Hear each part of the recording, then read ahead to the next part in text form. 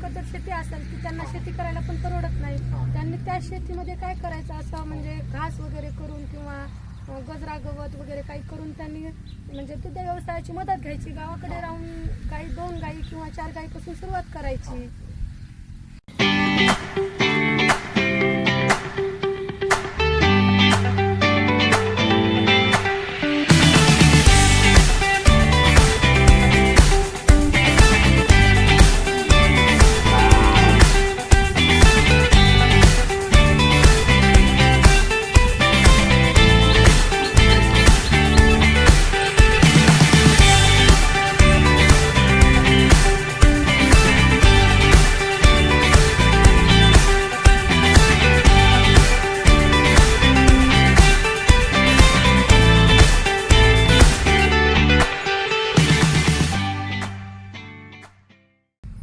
मुरलीधर काष्टी, पत्ता सांगा तुमचा.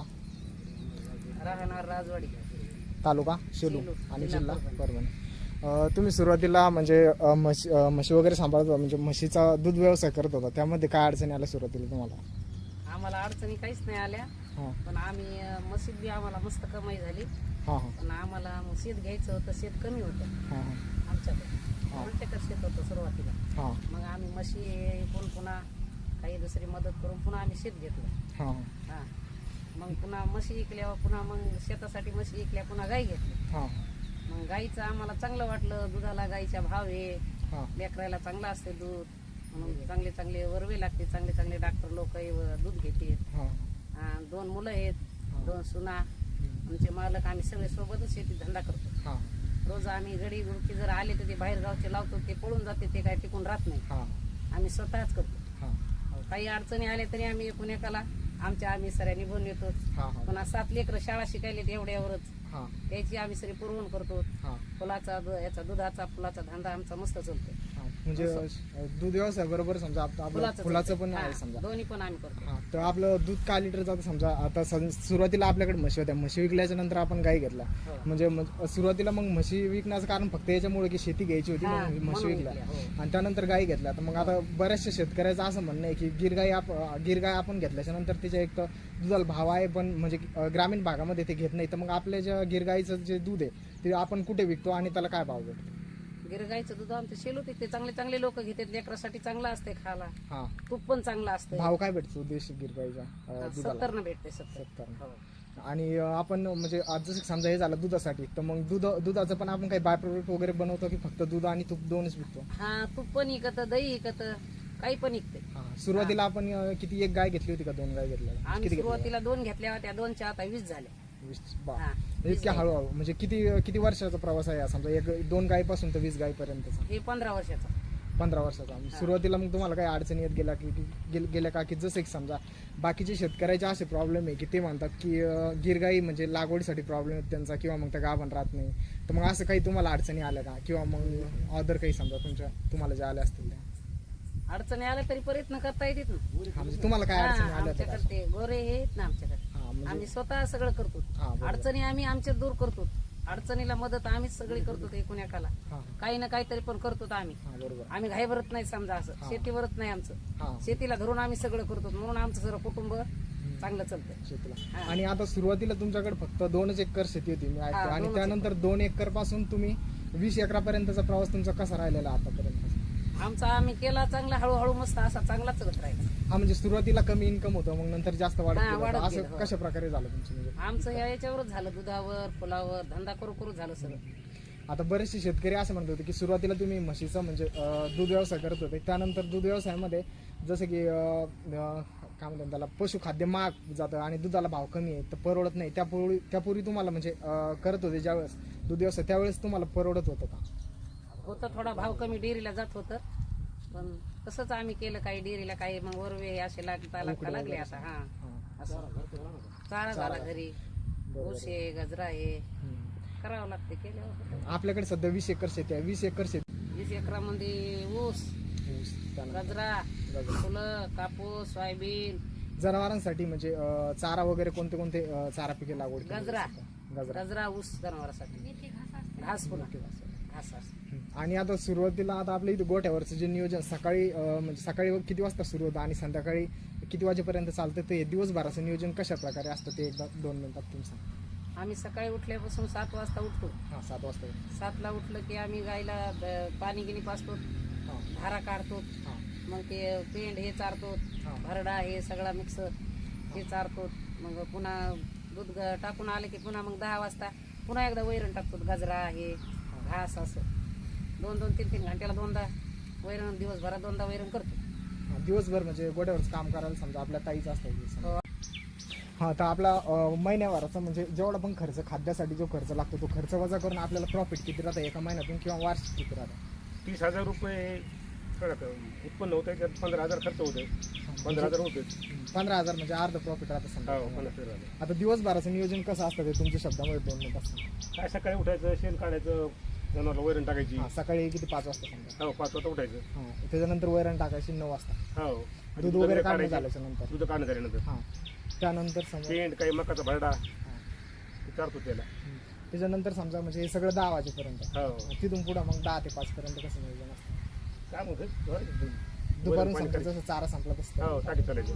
आणि तिथून पुढं मग परत संध्याकाळी 7 वाजता हो. दूध काढायला असं. बरोबर. आणि ऑदर समजा आपण जे शेण वगैरे असतं यांच्यापासून म्हणजे ते शेण डायरेक्ट शेतामध्ये टाकतो शेतामध्ये. की ऑदर शेतकऱ्यांना? शेतामध्ये तर आपलं फक्त मेन फोकस दुधावर हो. जास्त. दूध वगैरे विक्री करतो. दूध आणि शेत खत चांगलं आहे ना ते. खतं दिले भाव वाढत ना. हां खतामुळे जमीन नापीक व्हायला त्या सेंद्रिय खतामुळं, हां ते बरोबर. बॅगच्या खतामुळं हा रासायनिक खतामुळे जे समजा जमिनीमध्ये जे जीवाणू असतात ते सरासरी ते खत केले की वापरतो बॅगचं खत. रासायनिक. हो आणि ते रासायनिक खताला उचलायचं काम पण आपलं जैविक खत शेण खत ते काम करतं हो. त्यामुळे ते पण फायदा होतो. चांगलं आहे नाही. जैविक खत कधी चांगलं आहे. हां बरोबर. ते बरोबर ऊस आहे, रसवंती आहे, दसऱ्याला सुरू करतो. आणि आता जे नवीन समजा ज्यांना कोणाला समजा देशी गाईचं सुरू करायचं असेल जसं की समजा जी एचएफ काय म्हणतो त्याला ती एचएफ गाय आहे ना जर्सी प्लस मिक्स ती गाय आणि ह्या गायीमध्ये काय फरक आणि वाटतो? जर्सी गाय आपल्या वातावरणात टिकत नाहीत त्या. हम्म. ते दूध बी बरोबर नसते त्याचं. हां त्याचं आयुष्य कमी असतंय. हां. लेकराला त्याच्यापेक्षा हे गाय चांगली आहे. त्याच्यापेक्षा गिर गाय चांगली हा गिर गाय चांगली. गिर गाय. सहवास बी चांगला आहे. त्याच्यामध्ये राहिला सहवास पण चांगला काही आहे. होत नाही. हां हां त्याच्यात आनंद मिळतो. रोग येत त्याच्यामध्ये नाही, काही कोणीच या धंद्यातून आनंद मिळतो बरोबर. दुसऱ्या मशिनरीपेक्षा. हां. आणि जे समजा ऑदर समजा जसं की गिर गायला आपलं सॉरी याला एचएफ गायला जर्सी गायला त्यांना लसीकरणाचा म्हणजे दवाखान्याचा ते बिमारी जास्त. नाजूक असतात त्यामुळे हो. त्यांना जास्त खर्च लागतो. टिकत नाही त्या आपल्याकडे. तुलनेत ह्या गायला किती खर्च लागतो याला किंवा काय याला लसीकरण वगैरे करायचं काम नाही पडतं त्याच्याचं का? काय करत जास्त काहीच काहीच करायचं गरज पडत नाही.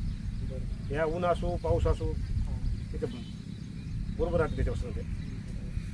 आता जे समजा नवीन युवक आहे समजा त्यांना जर सुरू करायचं असेल समजा देशी गायचं गिर गायचं तर त्यांच्यासाठी तुम्ही काय सल्ला द्याल? चांगलं आहे त्याने केलं तर चांगलंच आहे. घरी लेकरं तंदुरुस्त राहतात. सुरुवात एक गायपासून करावी की 4-5 गायपासून किती गायपासून 2 करावी? गायपासून करायची. दोन. 2 पाहिजे कमीत कमी 2 पाहिजे. सुरुवातीला मग हळूहळू हो. वाढतो. आणि तुम्ही पुण्याहून काय आणलं होतं? नगरहून आणले होते. नगरवरून. ठीक आहे धन्यवाद काका. त्यानंतर आपल्याच इथं गोठ्यामध्ये काकांचं सुनबाई म्हणजे दोन्ही ताई आपल्या इथं दिवसभर काम करत राहतात. त्यांना आपण 2 मिनिटं विचारू त्यांचं काय मत. आणि आपण हा सध्या आता गायचा व्यवसाय करतो म्हणजे जसं की गिर गाई पालन करतो. याच्या अगोदर आपण म्हैस पालन करत होतो म्हणजे दूध व्यवसाय होता आपला. त्यामध्ये प्रॉफिट होतं का लॉसमध्ये होतं किंवा मग जे समजा आपला व्हिडिओ पाहणार असतील समजा त्यांना तुम्ही काय सांगाल म्हणजे त्यांचा असा पण प्रश्न येऊ शकतो की बाबा गिर गायपासून जास्त प्रॉफिट आहे की म्हशीपासून जास्त प्रॉफिट आहे. तर तुम्ही याच्या अगोदर म्हशीचा पण म्हणजे दूध व्यवसाय करत होते तर त्यामध्ये जास्त प्रॉफिट होतं त्या तुलनेत की याच्या गिर गाईच्या याच्यामध्ये जास्त प्रॉफिट आहे त्याबद्दल काय सांगतो? म्हशीच्या यातमध्ये खवा वगैरे जास्त पडतो. हां हां गिरगाईच्या आतमध्ये खवा वगैरे पडणार नाही तेवढा पण त्यात खूप काही म्हणजे म्हशीच्या पेक्षा गिरगाईच्या याच्यामध्ये असं म्हणतात की गिरगाईमध्ये खूप सारे जीवाणू आहेत त्याने की शरीराला खूप चांगली मदत होते. असं म्हशीच्यातून त्यात कोणी काही सांगत नाही. हां हां.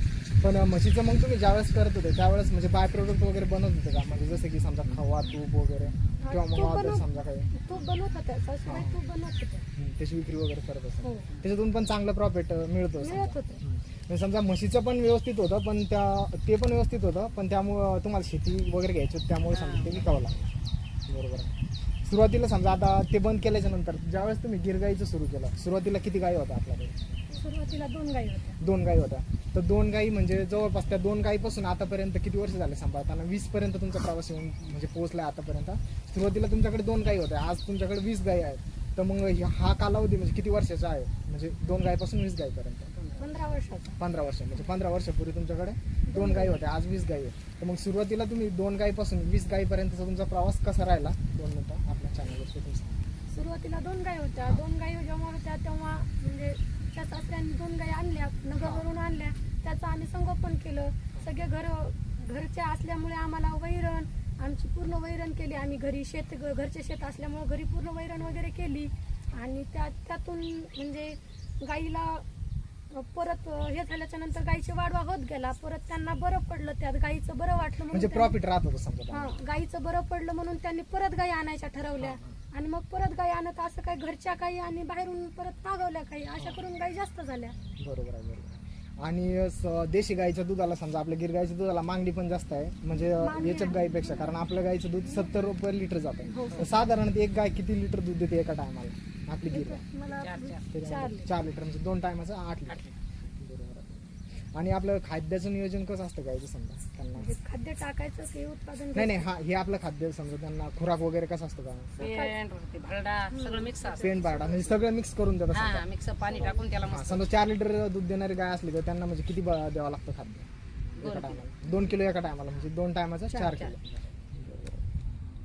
तर मग आपला खाद्याचा खर्च वजा करतात दुधामध्ये आपल्याला किती प्रॉफिट राहतं समजा? अर्ध्याला अर्ध राहते अर्ध्याला अर्धा म्हणजे 50% राहतं समजा. 50% कोणी करावं कोणाला आनंद मिळून हा जाईल. बरोबर. प्रत्येकानं घाई भरायचं नाही, अडचणी आल्या तरी दूर होत्या त्याच्यानं गेलेलंच होईल ना. हा बरोबर. घाई आता भरल्यानं जे काय समजा सध्या नवीन जे करणार आहे सुरू त्यांना काय सांगाल तुम्ही? म्हणजे सुरुवात किती गायापासून केली पाहिजे? 1 गायापासून 2 गायापासून किंवा दूध व्यवसाय वगैरे करावा, त्यातून जास्त उत्पादन मिळावं, त्यांच्यासाठी काय सांगाल तुम्ही? 1-2 एकर जर शेती असेल की त्यांना शेती करायला पण परवडत नाही. त्यांनी त्या शेतीमध्ये काय करायचं असं म्हणजे घास वगैरे करून किंवा गजरा गवत वगैरे काही करून त्यांनी म्हणजे दुध व्यवसायाची मदत घ्यायची. गावाकडे राहून गाई 2 गाई किंवा 4 गाईपासून सुरुवात करायची. पण सुरू करावा त्यांनी. हा, सुरू ज्यांची इच्छा असेल त्यांनी करावं. 1-2 एकर शेतीवाल्यांसाठी ते खूप चांगले. बरोबर आहे.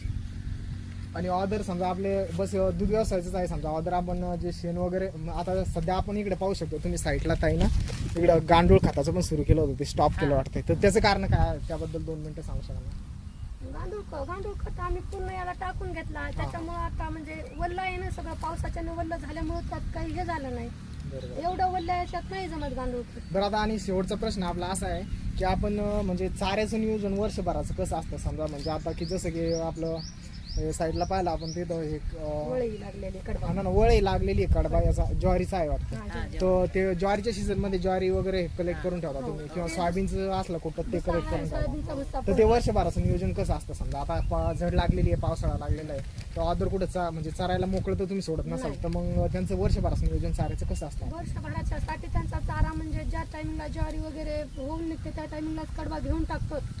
आणि त्याची वळी पावसाच्या अगोदर लावून टाकून त्याची पद्धतशीरपणे एकदम सोयी म्हणजे झाकून बिकून टाकतात. आणि त्याचा कुट्टी वगैरे केलेली असते. सोयाबीनचा भुस्सा असतो, तुरीचा भुस्सा, याचा भुस्सा घेऊन हरभऱ्याचा भुस्सा ते पूर्ण घेतलेला असतो. म्हणजे अशा प्रकारे नियोजन. ताई तुम्ही आपल्या चॅनलवरती थोडंफार आपल्या दूध व्यवसायाची किंवा आपलं जे व्यवसाय आहे त्याबद्दल थोडी माहिती सांगितली, त्याबद्दल मी तुमचे खूप खूप आभार व्यक्त करतो. तसेच काका तुमचे पण आभार व्यक्त करतो. धन्यवाद. धन्यवाद.